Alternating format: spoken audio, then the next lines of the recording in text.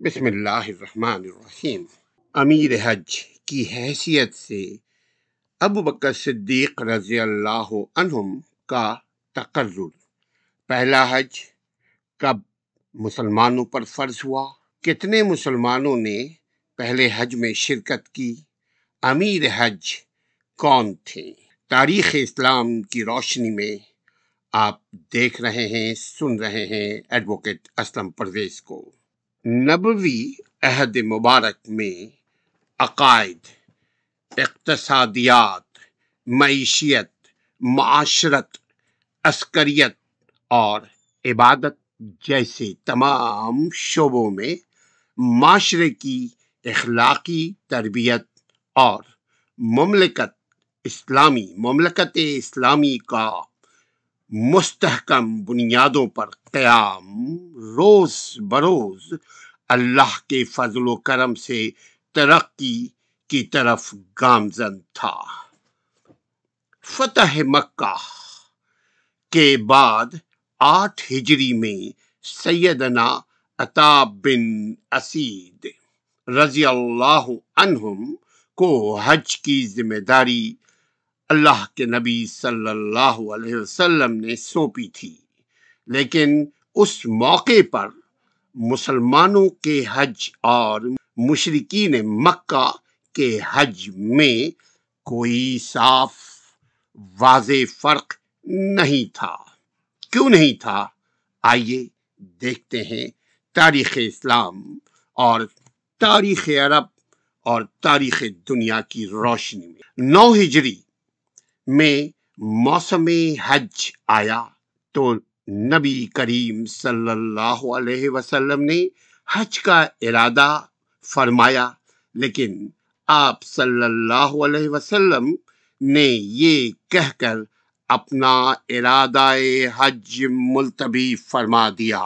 کیوں ارادہ حج کو ملتوی فرمایا؟ ہم سب کو معلوم ہے، اسلام طہارت کا مذہب، طہارت، پاکیزگی، صفائی، ہر چیز میں صفائی، ہر چیز میں طہارت کا حکم دیتا ہے۔ اسلام عبادت ہو یا معاملات ہو، ٹرانسپیرنسی کو قبول کرتا ہے۔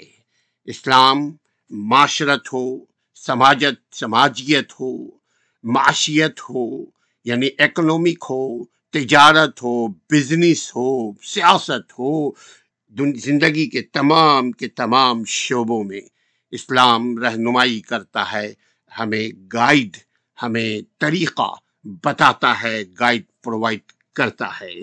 بیت اللہ میں مشرک برہنہ حالت میں آ کر طواف کیا کرتے تھے، بیت اللہ کا طواف کرتے تھے۔ یاد رکھیے، اسلام سے پہلے یہ برہنہ، نیم برہنہ، اس کی کوئی حیثیت نہیں تھی۔ جیسے آج بھی آپ دیکھ لیں، جو روشن خیال اپنے آپ کو لوگ کہتے ہیں، جو ترقی پسند لوگ اپنے آپ کو کہتے ہیں، ان کے اندر بھی پردہ داری، حیا داری آپ کو ظاہری طور پر نظر نہیں آئے گی۔ وہ یہ کہتے ہیں دل کا پردہ کرو میاں، باہر کے پردے کی کوئی ضرورت نہیں ہے۔ تو بیت اللہ میں مشرک یعنی خانہ کعبہ میں مشرکین مکہ برہنہ حالت میں آ کر خانہ کعبہ کا طواف کیا کرتے تھے۔ جب تک کہ یہ حالت تبدیل نہیں ہو جاتی، اللہ کے نبی صلی اللہ علیہ وسلم فرماتے ہیں تب تک ہم حج کرنا پسند نہیں کریں گے۔ یعنی اسلام کی آمد سے پہلے، اسلام کے مکمل نفاذ سے پہلے لوگ حج کیا کرتے تھے، لیکن برہنہ ہو کر۔ ان کا کہنا یہ تھا کہ میرے کپڑے اچھے نہیں ہوتے، یہ حلال حرام ان چیزوں میں تھے۔ وہ اپنے حساب سے کوشش کرتے تھے پائٹی کو اڈاپٹ کریں، یعنی خانہ کعبہ میں جو کچھ لگاتے تھے وہ اپنے حلال کی کمائی کو لگایا کرتے تھے۔ لیکن اسلام تیتر اور بٹیر کا نام نہیں ہے، اسلام مکمل ضابطۂ حیات ہے۔ चुनांचा 9 हिजरी में आप सल्लल्लाहु अलैहि वआलैहि वसल्लम ने सिद्दीक अकबर को अमीर हज बनाकर भेजा। जब हजरत अबू बकर सिद्दीक रजी अल्लाह अन्हुम हज्जाज के काफले को लेकर चल पड़े तो सूरे तौबा नाजिल हुई अल्लाह के नबी सल्लल्लाहु अलैहि वसल्लम के ऊपर। नबी अकरम सल्लल्लाहु अलैहि वसल्लम ने हजरत अली रजी अल्लाह अन्हुम को बुलाकर उन्हें हजरत अबू बकर के पास पहुंचने का हुक्म सादिर फरमाया। हजरत अली करम अल्लाह वजहो रसूल अल्लाह सल्लल्लाहु अलैहि वसल्लम की ऊँटनी अजिया पर सवार होकर, यानी अल्लाह के नबी सल्लल्लाहु अलैहि वसल्लम की सवारी को यूज किया। अली रजी अल्लाह अन्हुम रसूल अल्लाह सल्लल्लाहु अलैहि वसल्लम की मंशा, इजाजत, हुक्म के साथ तो इस ऊँटनी पर सवार होकर अली रजी अल्लाह अन्हुम रवाना हो गए और जुल्हलैफिया में हजरत अबू बकर सिद्दीक रजी अल्लाह अन्हुम से जा मिले।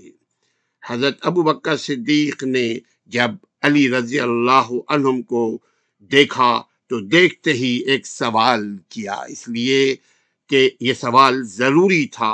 वो सवाल ये है, या अली, आप अमीर बनकर आए हैं या मातहत बनकर? चूंकि हज का अमीर अल्लाह के नबी ने अबू बकर सिद्दीक रजी अल्लाह अन्हुम को मरहमत फरमाई थी कि अमीर बनकर आए हो अली या मातहत बनकर आए हैं। सैयदना अली रजी अल्लाह अन्हुम ने जवाबन इरशाद फरमाया, मैं मातहत बनकर आया हूं या अबू बकर। फिर वो लोग यानी ये दोनों रवाना हुए। मक्का मुकरमा पहुंचकर हजरत अबू बकर सिद्दीक ने लोगों को हज के लिए कबाइल की तकसीम के एतबार से उन्हीं मकामात पर क़याम का हुक्म सादिर फरमाया जिन मकामात पर वो दौरे जाहिलियत में, यानी मक्का के लोग और जो दीगर लोग हज करते थे इस्लाम से पहले, उसको दौरे जाहिलियत कहते हैं। चूंकि इस्लाम नाम है नूर का, इस्लाम नाम है इल्म का, इस्लाम नाम है अमल का। इस्लाम के बगैर जो कुछ दुनिया में है सब जहालत पर मबनी है। जाहिरी तौर पर कुछ भी हम देखें मगर असल में इस्लाम से टकराता हुआ जो निज़ाम है वो जहालत पर मबनी है।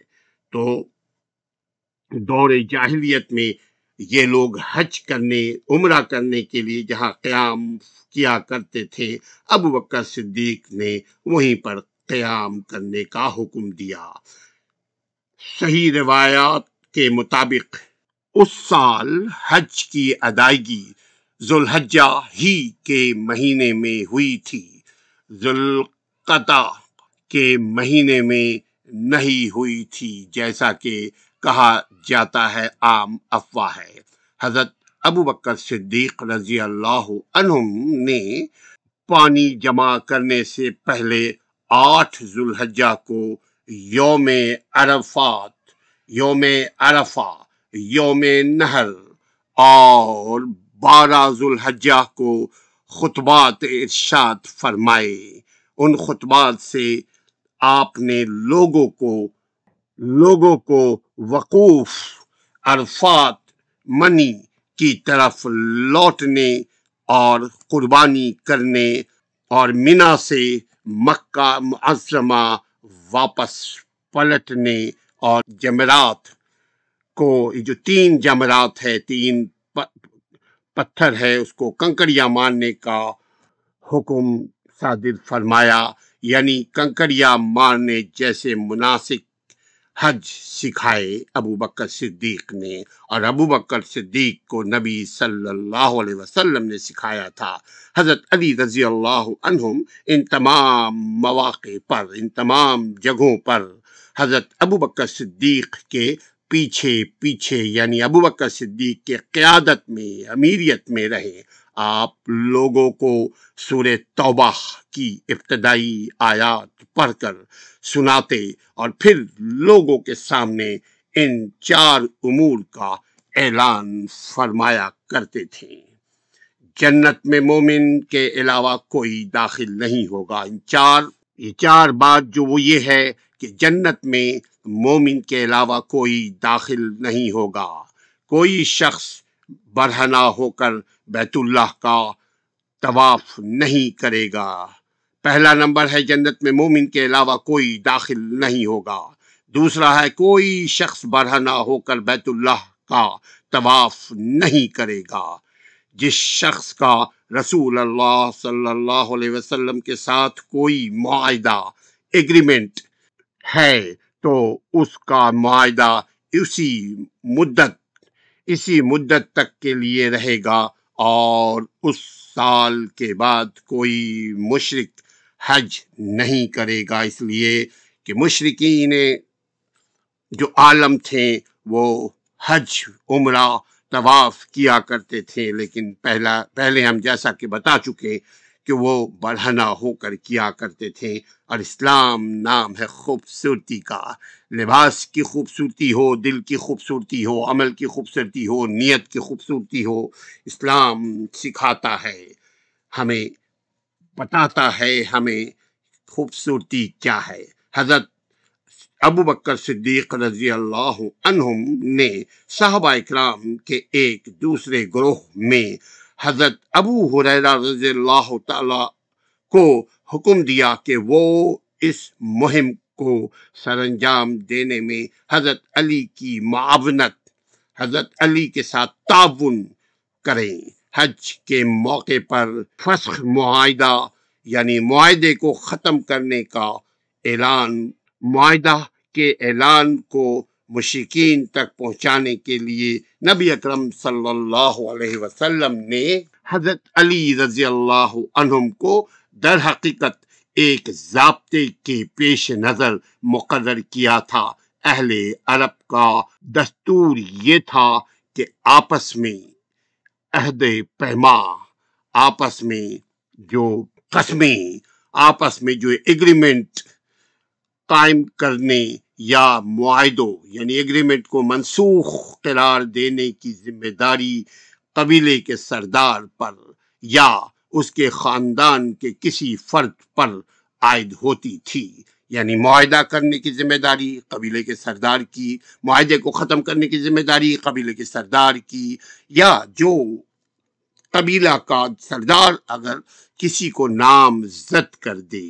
اور رسول اللہ صلی اللہ علیہ وسلم نے بھی در حقیقت حج کے موقع پر نسخ معاہدے کو دکھانا، بتانا اور کینسل کرنا، معاہدے کے اوپر زور دینا کے علاوہ اور اس کے ساتھ اس کے اعلان کو مشرکین تک پہنچانے کے لیے حضرت علی کو اسی ضابطے کے پیش نظر مقرر کیا تھا کہ علی خاندان محمد یعنی نبی صلی اللہ علیہ وسلم کے چچا بھائی تھے۔ علی نبی صلی اللہ علیہ وسلم کے داماد تھے، اور دستور کے مطابق جو خاندان کے لوگ ہیں وہی آ کر کے تجدید معاہدہ یا تصدیق معاہدہ کرنے کا اختیار رکھتا تھا۔ یہ دستور چونکہ اسلام کے منافی نہیں تھا، اسی لیے نبی اکرم صلی اللہ علیہ وسلم نے معاملہ فہمی کا ثبوت دیتے ہوئے حضرت علی رضی اللہ عنہم کو اس مہم پر بھیجا۔ رسول اللہ صلی اللہ علیہ وسلم کی طرف سے حضرت علی رضی اللہ عنہم کا تقرر صرف اسی لیے کیا گیا تھا کہ حضرت علی رضی اللہ عنہم لوگوں تک سورہ توبہ کے ابتدائی حصے پہنچا دیں۔ رافضیوں کا یہ موقف بالکل غلط ہے کہ اس موقع پر حضرت علی رضی اللہ عنہم کی آمد کا سبب اس بات کا اشارہ کرتا تھا کہ سیدنا علی سیدنا ابو بکر کی نسبت خلافت کے زیادہ حقدار ہیں۔ ایسا ہرگز نہیں، یعنی علی رضی اللہ عنہم نے وہاں کیا پڑھ کر سنایا تھا، آپ کے گوش گزار دوبارہ کر کے ہم بات کو یہیں ختم کرتے ہیں، پھر دوسرے قسط کے لیے حاضر ہوں گے۔ جنت میں مومن کے علاوہ کوئی داخل نہیں ہوگا۔ جنت میں nobody can enter into جنت اگر وہ مومن نہ ہو۔ کوئی شخص برہنہ ہو کر بیت اللہ یعنی مکہ خانہ کعبہ کا طواف نہیں کرے گا۔ یہ 9 ہجری کی بات ہے۔ جس شخص کا رسول اللہ صلی اللہ علیہ وسلم کے ساتھ کوئی معاہدہ ہے تو اس کا معاہدہ اسی مدت تک کے لیے رہے گا، یعنی اگر کوئی شخص کوئی قبیلہ کسی کے ساتھ نبی صلی اللہ علیہ وسلم نے کوئی پہلے بھی معاہدہ کیا ہوا ہے تو وہ معاہدہ جب تک اس کا ڈیٹ ایکسپائر نہ ہو جائے تب تک اس معاہدے کو، اس ایگریمنٹ کو، اس صلح کو کنٹینیو رکھا جائے گا اس وقت تک جب تک کہ اس کا ڈیٹ ختم نہ ہو جائے۔ اور اسی سال کے بعد یعنی جس وقت ایگریمنٹ ختم ہوگا اس کے بعد کوئی مشرک حج نہیں کر پائے گا۔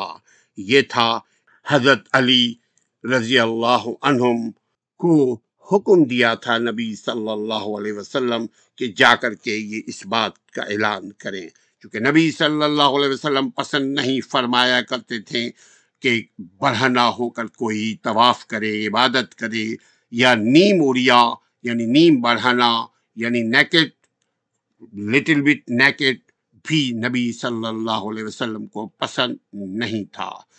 اسی لیے 9 ہجری کو اللہ کے نبی صلی اللہ علیہ وسلم نے 300 صحاباؤں کے ساتھ، جانثاروں کے ساتھ حج فرمایا۔ مصر کی مستقل کمیٹی برائے علمی تحقیق اور افتاح کے مطابق کہ پیغمبر اسلام صلی اللہ علیہ وسلم نے سن 9 ہجری میں مسلمانوں پر پہلا حج فرض ہونے سے متعلق حکم الہی صادر فرمایا۔ تمام علماء کرام نے اس کی تائید کی ہے۔ نبی مہربان صلی اللہ علیہ وسلم نے امیر حج کی ذمہ داری اسی ہجری میں حضرت ابوبکر صدیق رضی اللہ عنہم کو سونپی تھی۔